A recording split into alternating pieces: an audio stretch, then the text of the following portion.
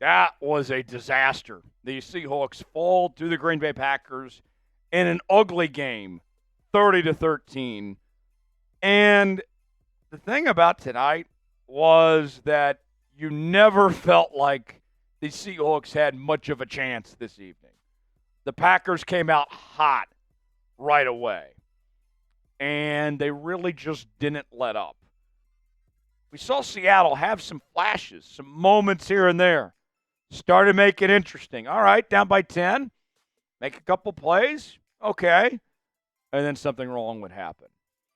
It was just never the Seahawks' night. But with that said, still a lot of football left to be played. This thing's far from over, my friends.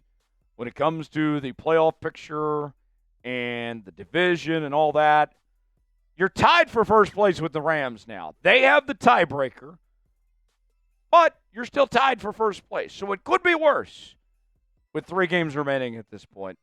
Geno went 15 of 19, 159 yards, and interception.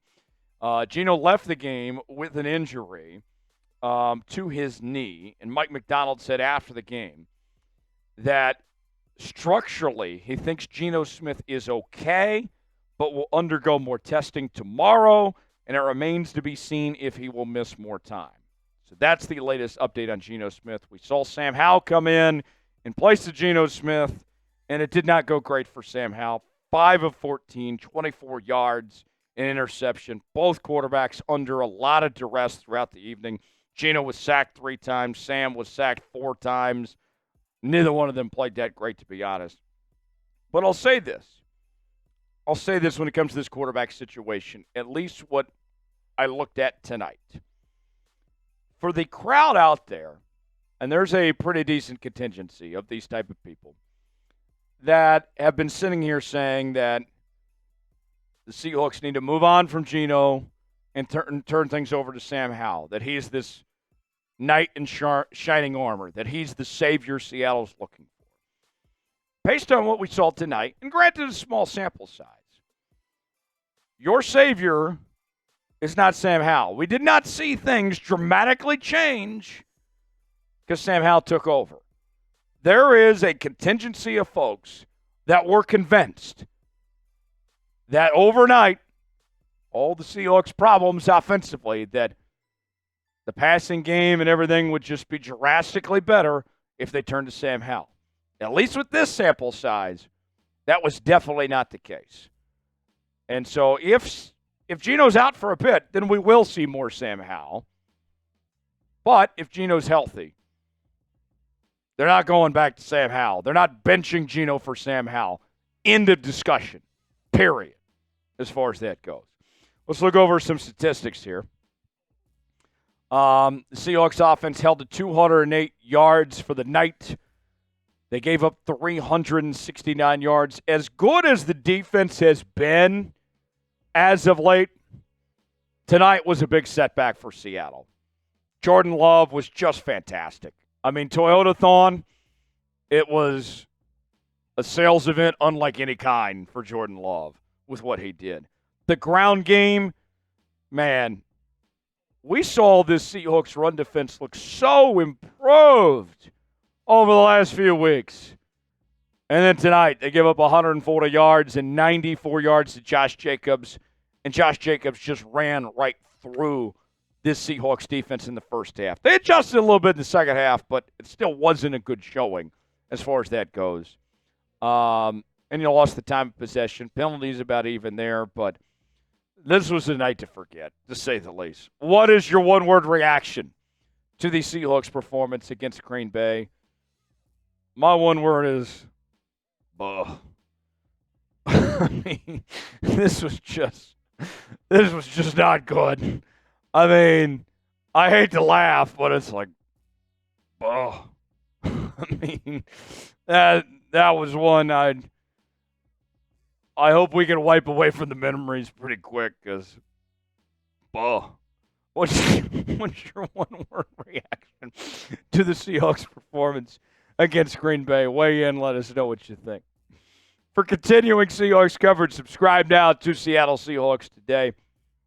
We had a great time at our watch party. on Sunday night, despite the loss. First Sunday night game for the Hawks since 2021. It wasn't the outcome we wanted, but we had a fun time. And we're going to be bringing you watch parties throughout the rest of the season, every single game. Daily news and rumors. Live shows every Wednesday. Breaking news, Q&A mailbags, your one-stop shop for all things Seattle Seahawks.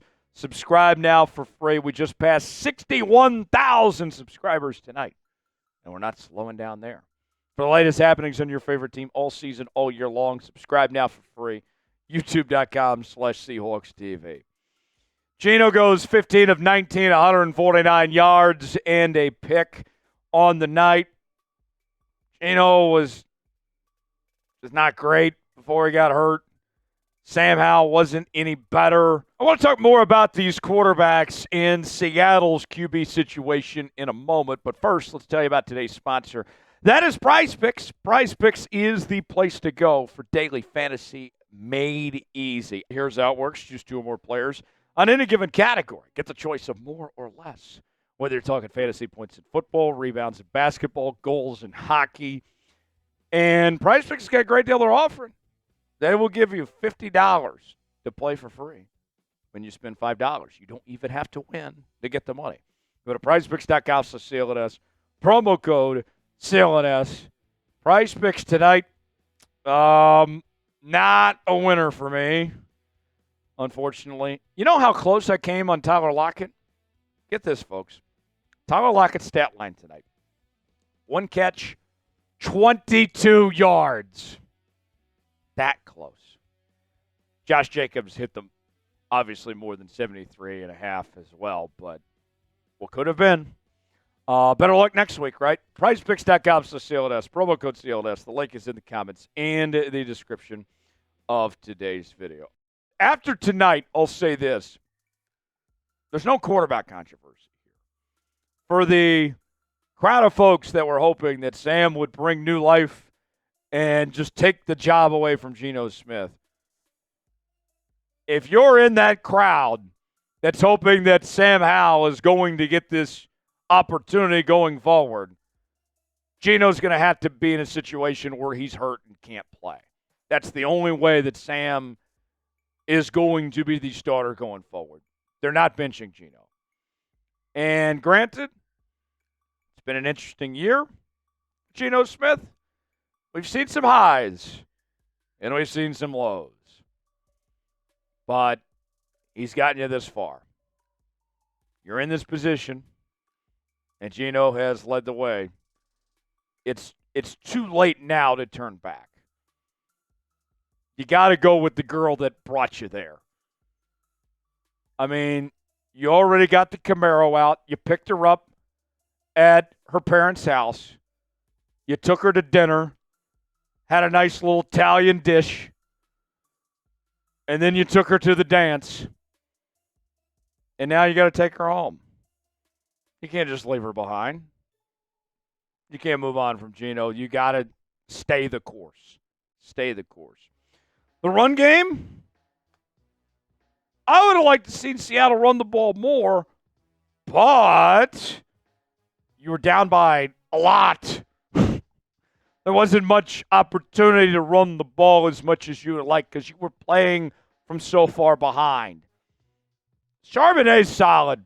For all those haters and the losers that wrote this guy off, he's been good the last 2 weeks. The guy, he's good. He can play, man. He's good. He's got it. 8 carries, 54 yards, and a touchdown. We saw George Holani get involved tonight. He had 3 carries, 10 yards. I'm sure he's happy about his Boise State Broncos in the CFP. His old teammate, Ashton Jeanty, finished second in the Heisman voting. By the way, they made the right call on that. Travis Hunter deserved it over Jeanty, but both of them had fantastic seasons as far as that goes. JSN, one of the few bright spots in a loss tonight. JSN keeps it going. I mean, with 83 yards and 10 catches tonight,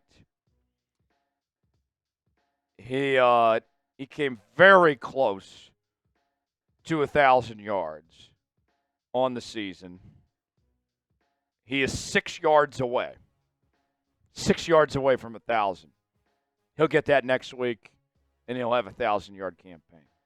The defense, I'll say this before we kind of wrap this up here. Some closing thoughts on the defense. Ernest Jones, 9 tackles. I expected more out of Ernest Jones, and the Seahawks defense struggling to stop the run. Kobe Bryant, 8 tackles tonight. The other thing, too, like Julian Love, he had that fumble recovery. But for the most part, like, just felt like there was something missing. You weren't able to create the turnovers you were looking for. By the time Julian Love got that fumble recovery, it was a little too late. And where was the pass rush tonight?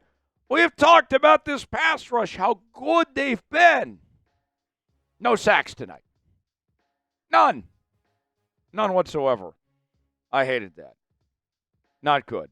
Not good. Who was Seattle's MVP against the Packers? If you had to name one individual, who would it be? Weigh in the comment section and let us know. Where does this Seahawks team go from here? You get the Vikings next week. Tough game. And for weeks, the folks at The Athletic have been calling this a pick'em, a 50-50 game that could go either way. You're at home, so that certainly helps. Then on a short week, you take on the Bears.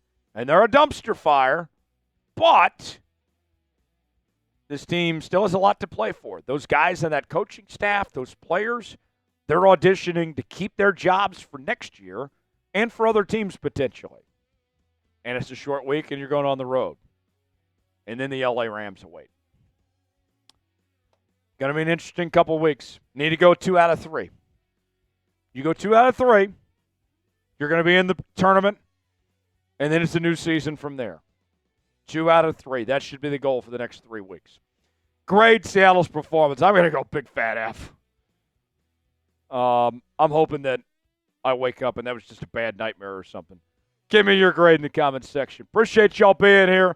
Subscribe now to Seahawks Today for continuing Seahawks coverage. I'm Tyler Jones. Thanks for joining us. Have a great night, everybody.